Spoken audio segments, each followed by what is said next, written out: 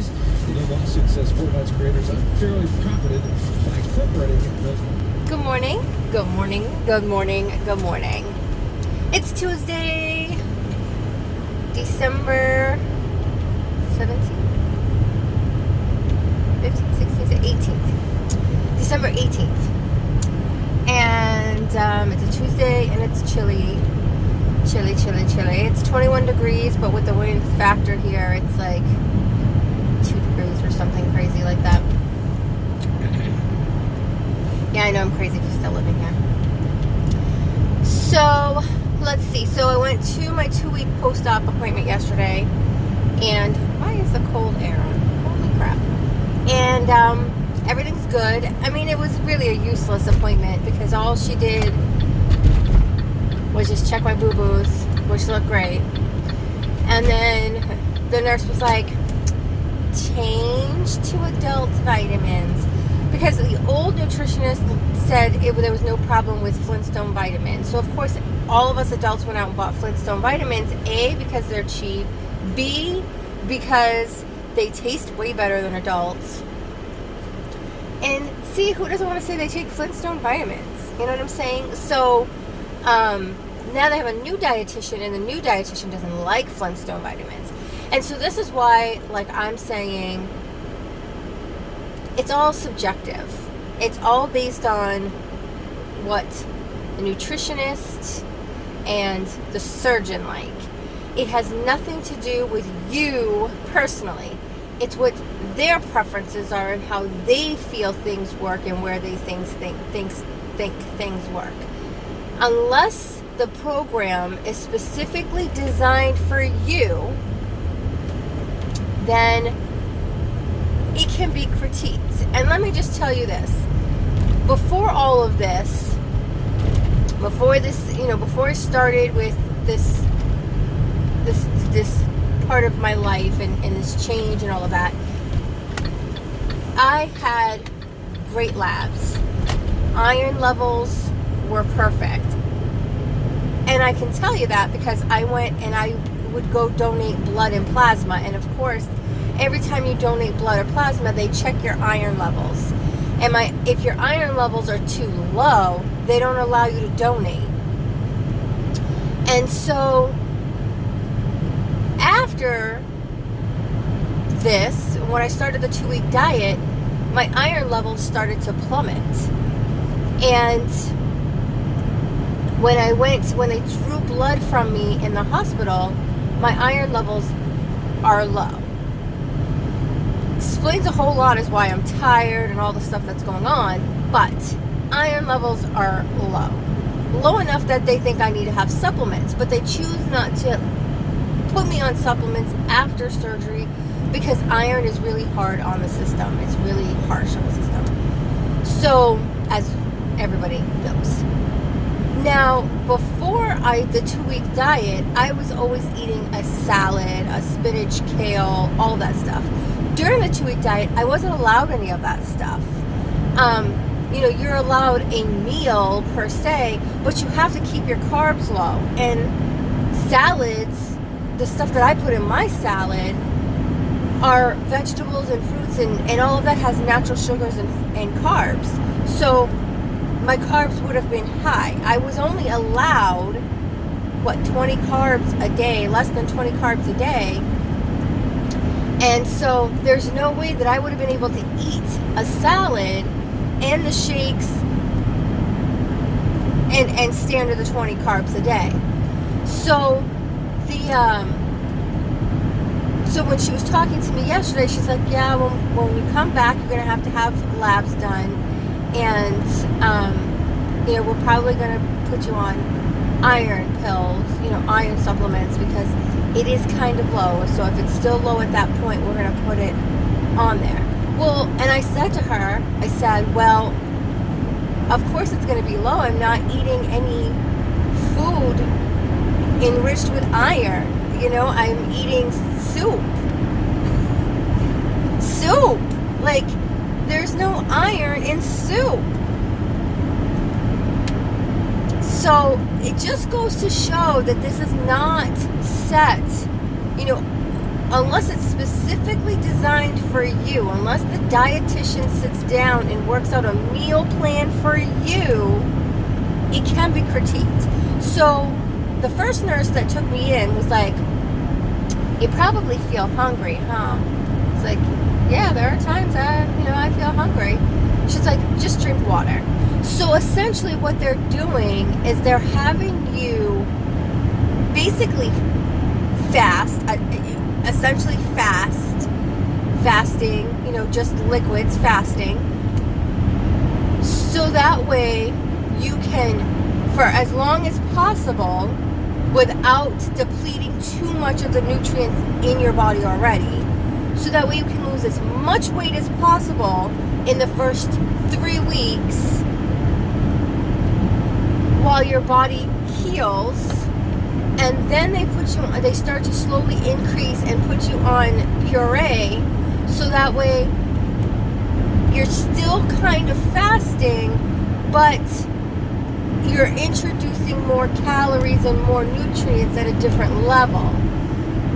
And so that's why a lot of people plateau at 3 to 4 weeks. You plateau because you have done nothing but essentially fast for an entire month, over a month, essentially fasted for over a month. And then now you're starting to intake food, so your system has to adjust to that calorie increase and all of those other nutrients that it wasn't getting before. So that's why you kind of plateau at 3 or 4. Now this is stuff they don't tell you because they want it to seem like it is beneficial to you. But if you do your research and you see how other countries do it and what other countries do, and if you actually know a little bit about nutrition in your body and you do a little bit of research on it, you realize what they're actually doing without telling you that this is what they're doing. And so, they, of course, they don't want you to introduce, peanuts and those type of things because it is harsh on the intestines. So they don't want you to introduce those things. They want you to introduce the other things. But essentially, this is why people plateau at that point. And then this is where, at 3 to 4 weeks, when you start to introduce more foods, you are now able to really work out, and that's where the working out part comes into play. Now, if doctors in this area were a little bit more caring about their patients and a little bit more invested in the process, they would explain these things to you, but it's all about the money, and essentially is what it is. So I've paid a lot of money for this surgery.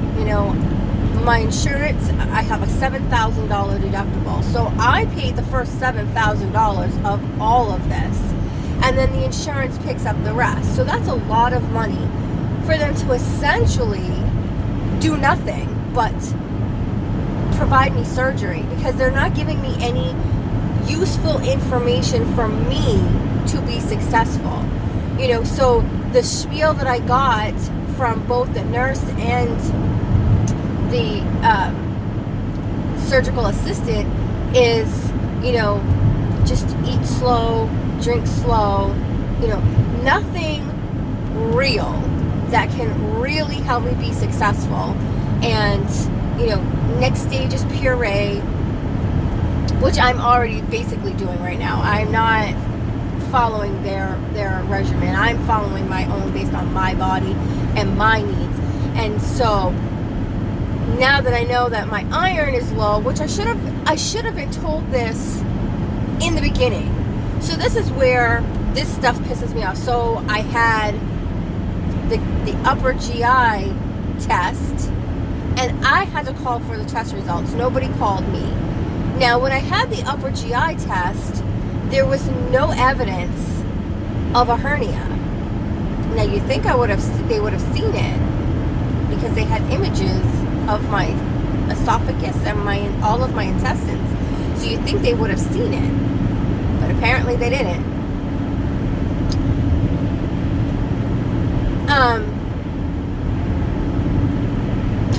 Apparently they didn't. So okay, so then I go in for surgery and they see a hernia. And so they fix it. Now, nobody told me anything about this hernia after surgery. Nobody said anything yesterday about this hernia. Nobody went over surgery. Nobody explained. Said everything looked good. Nobody said anything to me about surgery whatsoever. Nothing. All I've been told is, asking me how I feel. Well, I feel great. I don't really know how I'm supposed to feel, but I feel great. Like, you guys are not giving me any insight, so I'm just going off of what I think I should feel. And so, it's those type of things where it's not really medical care. You're not caring for me in any way because you're not providing me with any advice or any information. So, these are things that make people fail, and this is why people don't succeed, is because you're not providing any information. What should have happened from the gate is the nutritionist I was keeping a diary per the nutritionist, which I was before that anyway, but the nutritionist should have been looking at what my intake was and telling me what I should and should not be eating, where I can adjust my diet so that way after surgery I will be more successful. During the 2-week pre-op diet, I should have been in touch with the nutritionist, and that again, the nutritionist should have been going over what I was eating and where I was going wrong. And that is what helps somebody be successful. And at this point, I should definitely be seeing the nutritionist. At this point, there should be nutritionist meetings to go over recipes for puree time and things that will help me be successful as I go in. What I should and should not be eating, how I should be feeling, where I can do better, where I can cut fat, where I can substitute. That's where that should be happening, and it's not. And it should be part of my program, and it's not. So if I want to meet the nutritionist, then I will be able to meet the nutritionist. But other than that, there is no more nutritionist in there. So what I'm billed, and it is what it is. So these are the things that make people fail, because now you're forcing them, you're not giving them any guidance, you're not giving them any help, and obviously we need the help if this is where we're at, and this is what we've done to ourselves. Obviously we need that help, and you're not providing it. Oh, there's a support group that I can go to on Thursdays, though. Like, seriously? A support group? So, this is why I say it's just a blanket program that they're giving every single person. And they're putting that blanket program on everybody, expecting everybody it to work for everybody, and then you just adjust it according to you. And the doctor even said to me, the surgeon assistant said to me, she said, oh, well, you're going to make mistakes because you have to learn, the right way, the goods and the bads, and what to do. Well, if I was meeting with a nutritionist, there would be none of that. There would be none of that. But I'm not meeting with a nutritionist because you guys don't provide that information. You don't provide that resource unless it's extra, unless I choose and it's an extra cost for me. It's like, come on. Seriously, like, this is not rocket science, Like, I know the regatta bake is not healthy for you by any means. It's high in fat. Yes, it's low in carbs, but it's high in fat. And so basically at this point, the food intake is more of a keto diet. High fat, high protein. It should be medium fat, high protein, low carbs. And the low carbs, so that way, because obviously we retain the carbs, which turns into insulin, and so therefore we actually need to eat less in order for that to be reversed. And so these are things that should be explained to us so that way we are more successful, and they're not. At least in my doctor's office, they're not. And from what I've seen in a lot of the posts on both Gastric Facebook pages, a lot of stuff is not explained by doctors to people. And people are looking to the groups for information and knowledge because the doctors are not providing it. To me, it actually seems like when people go out of state, out of the country to have this surgery done, they get more information and more help and more resources than they do here in America, which is very, very sad, because we're supposed to be the top of the top, but yeah, we give the shittiest service when it comes to providing medical service, because you're just so much wrapped on getting them in and getting them out that you're not caring about the actual patient themselves, So this is my thought. So everything is fine. I'm 221 pounds. So I'm down like 40 something, 50 pounds or whatever. 46 pounds or something like that. But they didn't even tell me that. They didn't even go over that with me. This is something that I had to find out and ask myself. They didn't say, oh, congratulations, you're down 40 pounds, you're at 221. I had to ask myself. So these are the things that are awful, and they will receive my feedback on this. And, I am not quiet when it comes to this type of stuff. I used to be, the little weak Virginia used to be, but I'm not anymore. And so they need to have people who've actually experienced this surgery meet with patients as well. And I don't think, I don't have time to go to a support group. Like, I just don't.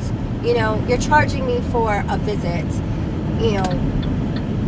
You're providing me with a service. You should provide me with all of the service and not just part of the service.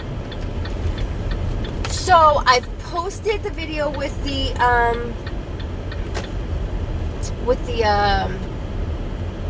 recipes.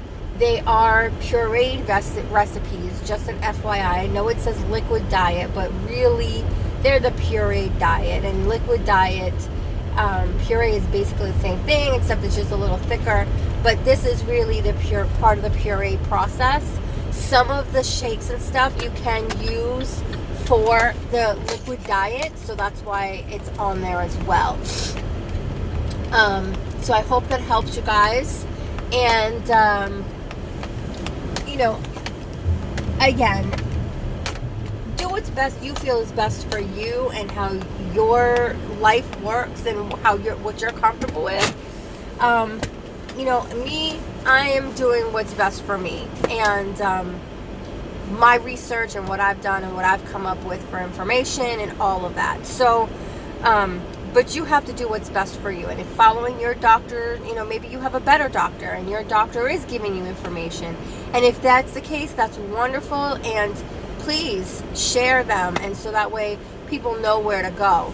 But I know my doctor's office and what my doctor's office is providing me, and it's very little information. And so it's research that I've done and listening to my own body and how I know I react and what I do, to this, and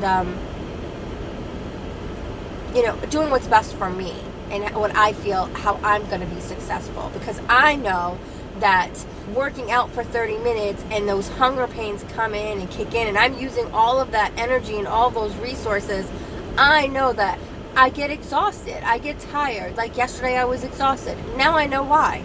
I'm low in iron, so I need to start, figuring things out. Right now I can't take iron pills, so I got to figure that out. But now that makes all sense, and I need to, incorporate that and find foods more rich in iron that I can take during the pureed process. You know, it just is. It is what it is. Maybe I'll start by adding kale to my making shakes and adding kale and spinach to my shakes, so that way I'm getting something in. You know.